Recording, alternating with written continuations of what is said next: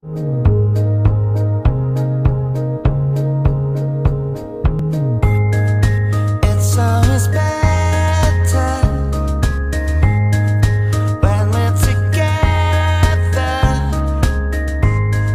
Pau y con Almita y con nuestro invitado, el doctor Mario Muñiz, que ya es de la casa. Y bueno, hablaremos de un tema no muy agradable, pero hay que hacerlo, Pau.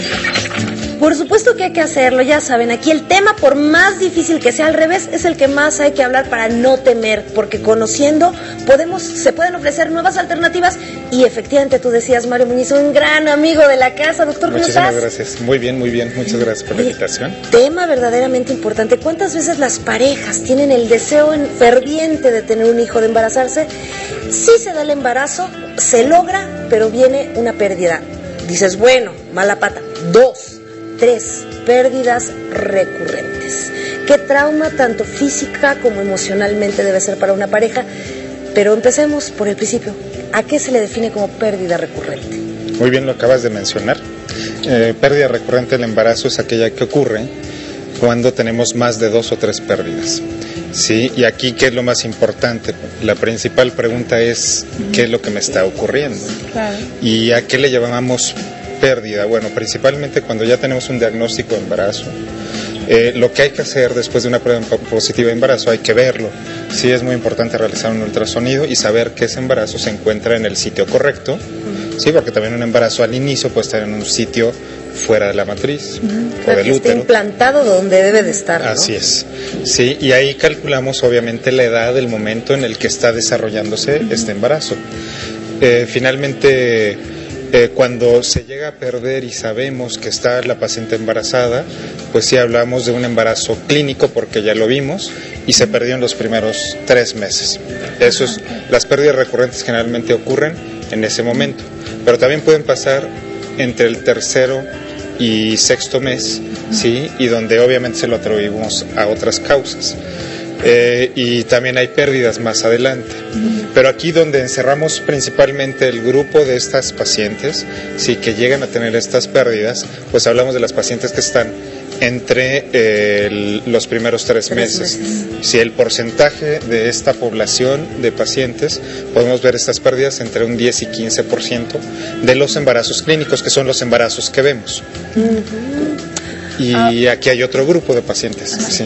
Yo creo que la pregunta del millón, o la pregunta que frecuentemente se hacen, tengo un caso de una muy querida amiga que pasa mucho esto, se acaba de casar y ha tenido ya 3 pérdidas prácticamente. Entonces dice, ¿qué es lo que está pasando conmigo? ¿Será que nunca voy a poder ser mamá? Es la pregunta que se hace. Exactamente, es una pregunta general.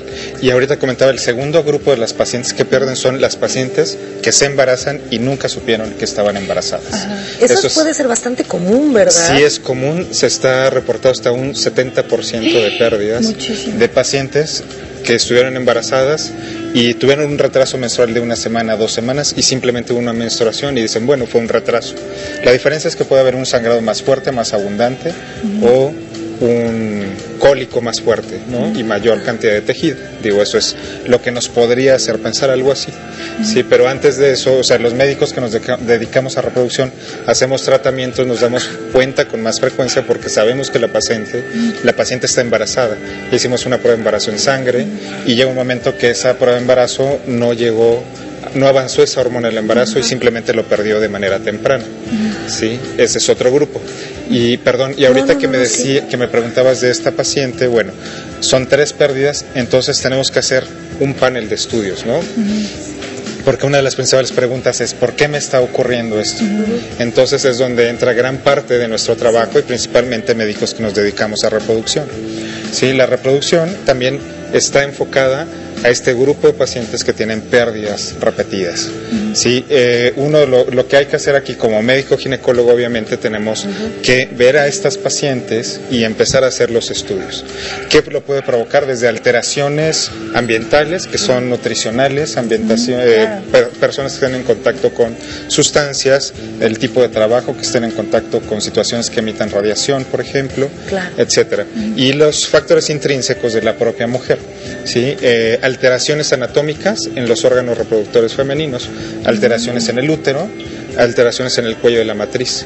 Por ejemplo, en el útero, presencia de miomas ¿sí? Pueden ser presencia de pólipos o tumoraciones dentro de la matriz, y que el cuello de la matriz no sea suficiente, que sea débil. Hay tratamientos que son los conos cervicales, cuando se hace un corte en el cuello de la matriz, y eso también está debilitando el cervix. Entonces a veces tenemos que hacer tratamientos para reforzar ese cervix o cuello de la matriz. Estamos también hablando de otro tipo de alteraciones hormonales, cuando la mujer durante el proceso del embarazo sus hormonas no son suficientes para mantener ese embarazo dentro del útero. Claro. Hablamos de alteraciones de tipo infeccioso. Hay infecciones que pueden provocar pérdidas también, ya sean parásitos o virales.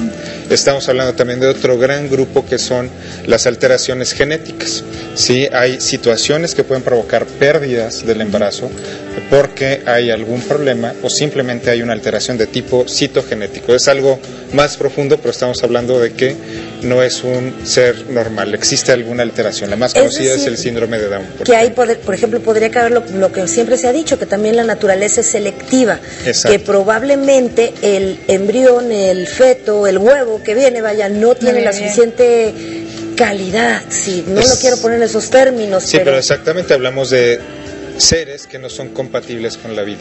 ¿Sí? Desde nivel celular, esto va progresando, llega un momento en el que el crecimiento se limita y la naturaleza dice hasta aquí, esto es suficiente, y viene una pérdida natural. Ahora, someterme a un tratamiento como mujer que estoy padeciendo, que estoy pasando por esta circunstancia, claro que me da la alternativa de ser madre, ¿no? Sí, por supuesto. Aquí lo más importante es establecer el diagnóstico. Sabiendo el tipo de diagnóstico, generalmente lo que siempre viene siendo lo más importante en el campo de la medicina. Cuando tenemos la claridad del diagnóstico, podemos hablar del tipo de tratamiento que hay que llevar a cabo. Y obviamente esto es por etapas. En el momento que nosotros tenemos el diagnóstico claro, ya hablaríamos del tratamiento. Sí, o sea, nuevamente caemos en el que no vamos a ponernos a suponer, por favor. Yo sé que debe de ser algo muy difícil para todas aquellas que desean ser madres, y no solo para las madres, también para los papás que desean tener un hijo. Primero, calma, hay que averiguar de qué se trata, porque además cómo afecta emocionalmente, ¿verdad?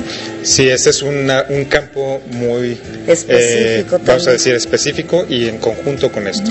¿Sí? Las pérdidas pueden generar muchas situaciones. Lo principal es la depresión, ansiedad y la frustración, y por lo tanto se tiene que manejar, y esto es con un equipo multidisciplinario. En la clínica donde trabajamos tenemos ahí una psicóloga que precisamente trata de abordar los problemas de acuerdo al tipo de las situaciones que se estén presentando, de acuerdo al tipo de pareja, el tipo de persona, el tipo de actividad y el tipo de problema que esté presentando como pareja también.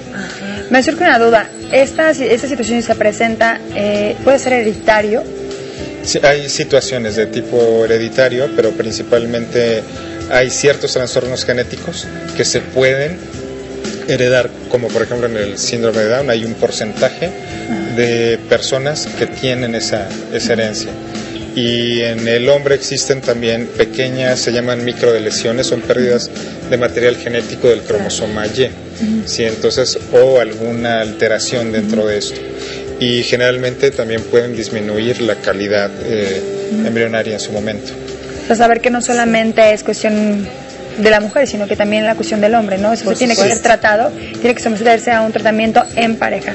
Doctor, pues muchísimas gracias por acompañarnos. Son temas sumamente importantes, son temas delicados que debemos de mantener y que debemos saber que siempre existe una solución ante todo, ¿no? Sí, eso es lo más importante. Eso es lo más importante. Pues ya lo sabes, si tú estás pasando por una situación como esta, debes acercarte a los expertos, a los verdaderos expertos que te van a dar la esperanza y, por supuesto, la gran oportunidad de ser madre. Y yo te recuerdo que por tu bien, Infogen responde. Vámonos del otro lado.